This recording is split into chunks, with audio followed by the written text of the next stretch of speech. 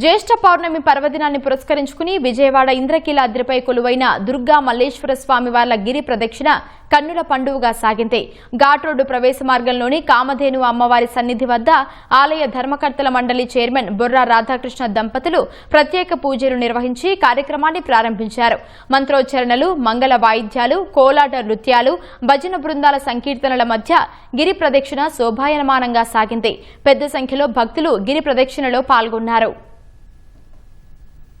గిరి ప్రదక్షిణ అనేది ప్రారంభిస్తున్నాం. మరి అలాగే మన చాలా చెప్పినట్టుగా రైతులందరికీ కూడా ఈ రోజు పౌర్ణమి రోజు పొలంలో పనులు బిగించేస్తారు మంచి రోజు అని. దుర్గాదేవి ఆలయంలో ఆర్తజన సంరక్షణార్థం ప్రతి పూర్ణిమ నాడు కూడా గిరి ప్రదక్షిణ కార్యక్రమం అత్యంత వైభవపేతంగా జరుగుతున్నది.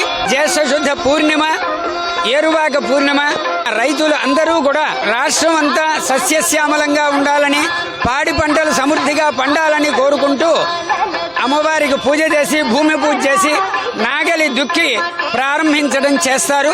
ఈ గిరి ప్రదక్షిణ కార్యక్రమం యొక్క విశేషం ఏంటంటే ఇంద్రకీలాద్రి మొత్తం అంతా కూడా దుర్గా స్వరూపంగానే భావన. అందువల్ల ఈ పర్వతం చుట్టూ కనుక ప్రదక్షిణం చేస్తే భూమండలం చుట్టూ ప్రదక్షిణం చేసినంత యొక్క పుణ్యఫలం దక్కుతుంది.